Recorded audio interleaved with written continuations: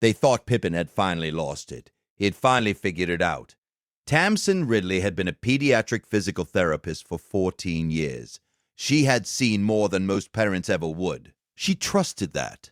She had built her whole approach to motherhood around what she knew, around what experience had taught her body to recognize in a beat. 21-month-old Linnea had been the center of that approach since the morning she was born. Pippin was a 6-year-old standard poodle who had shared the house since before Linnea existed. He had never shown anything but patience with her, the ear-grabbing, the shrieking, the lurching of a child learning to walk. He was the kind of dog people described as gentle, to the point of being a little dull, which is why what happened that morning in their Cape Cod in late August made no sense. It was the kind of week where nothing was supposed to happen.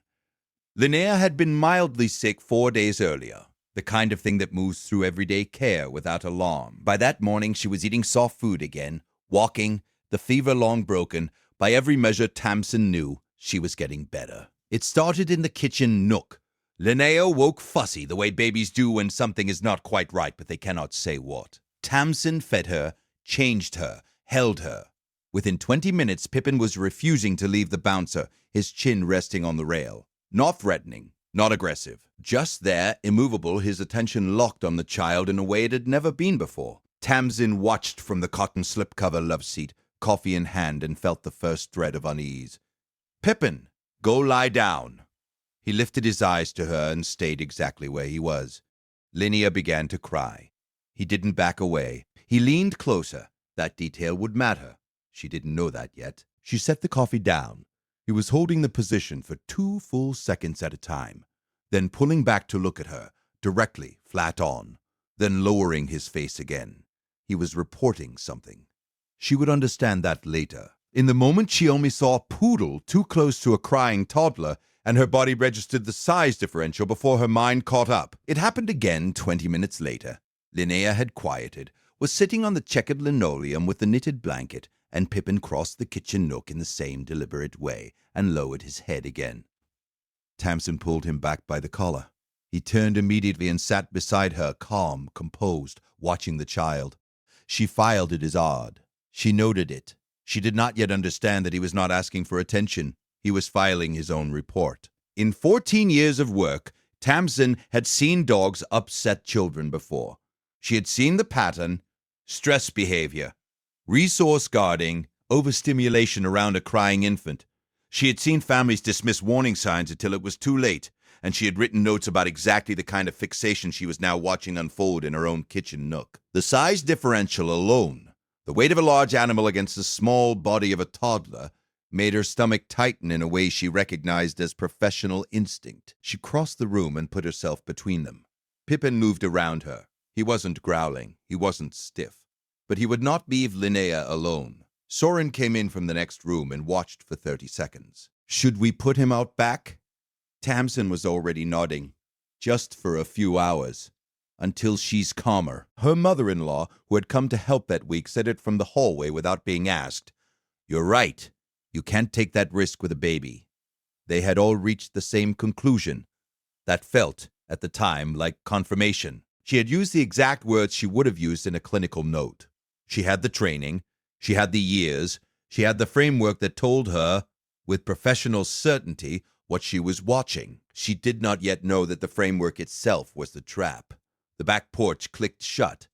Linnea stopped crying almost immediately, which felt like proof. Tamsin picked her up and held her, and felt the quiet of a problem solved.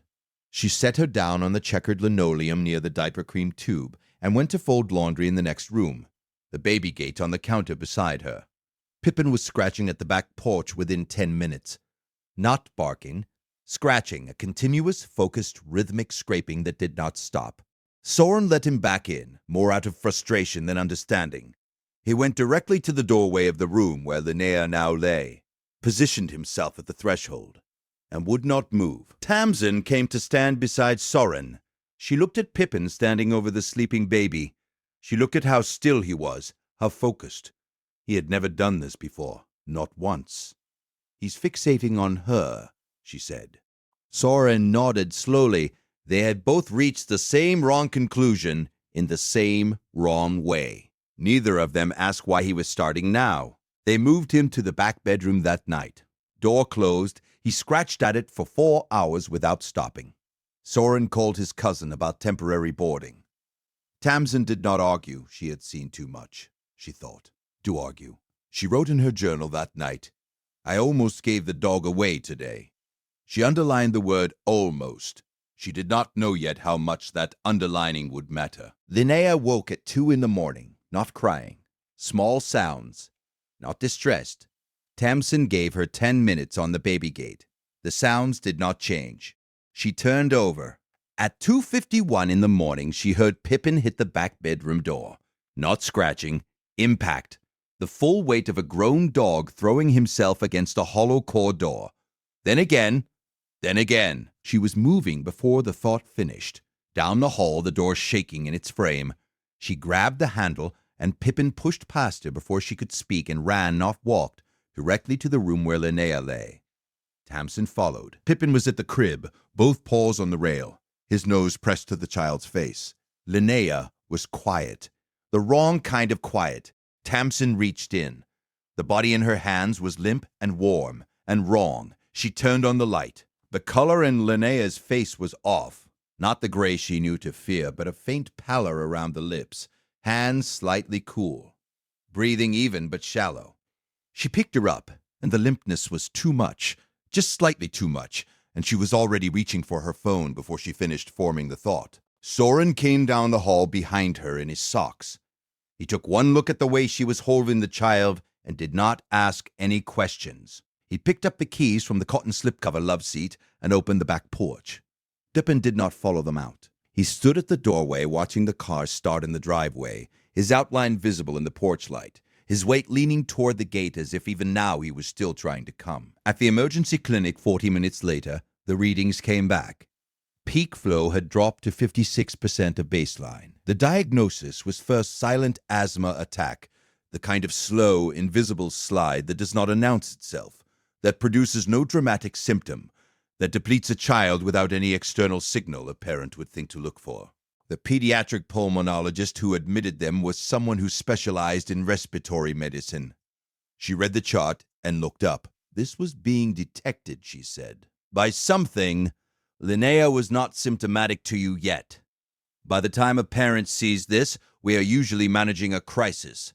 You brought her in within the window where we could correct it without consequence. Tamsin told her about Pippin, about the face pressed to the child's mouth, about the scratching at the back porch, about the impact at 2:51 in the morning. The doctor wrote something on the chart and set her pen down.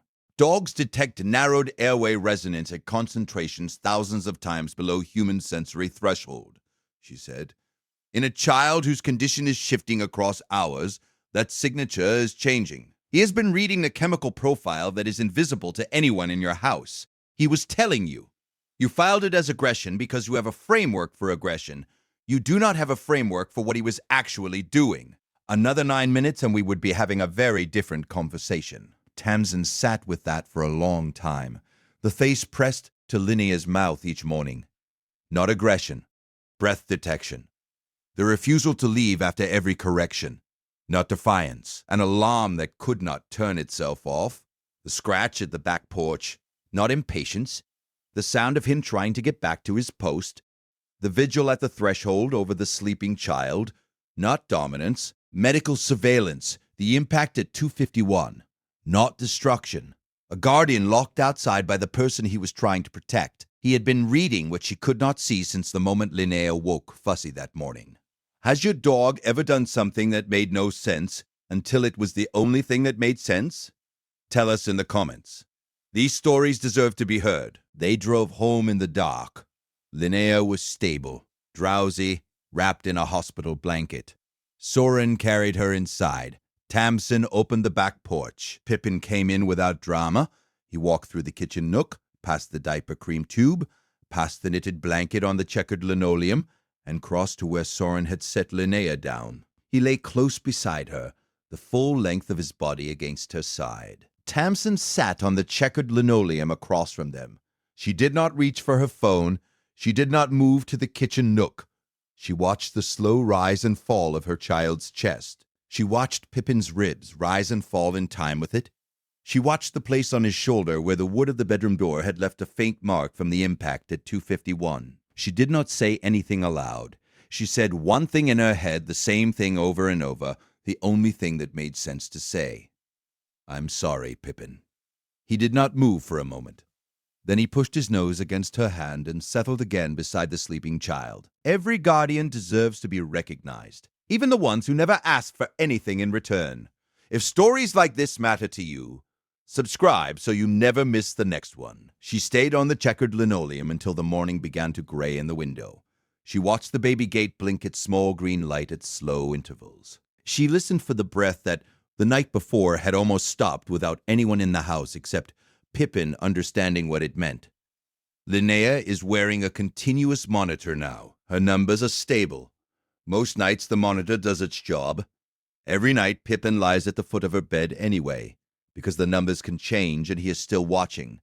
He has not stopped watching once in all the months since. There is a thing she thinks about often now, sitting alone in the kitchen in the early hour before the rest of the house wakes.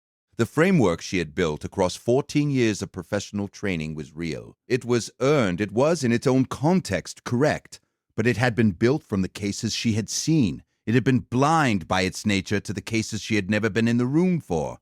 Pippin had been working from a different framework, a framework that had nothing to do with anything she had been taught, a framework that began at the level of a single molecule and ended at the foot of a sleeping child.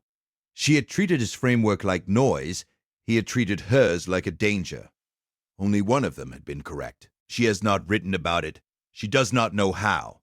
The cases she has filed across her career are organized by category, indexed by symptom, ordered by diagnostic clarity. There is no field on the form for the thing Pippin did. There is no category for the kind of attention he was paying. There is no symptom that captures the sound of a hollow core door under the shoulder of a poodle who had figured out, before any of them, that the small body on the other side of the door was running out of time. She thinks she will figure out how to write it eventually. For now, she only sits with the knowledge that, on the night it mattered most, the only competent professional in the house had been the one without a badge. The next story involves a dog who changed his behavior 3 weeks before a diagnosis no one saw coming.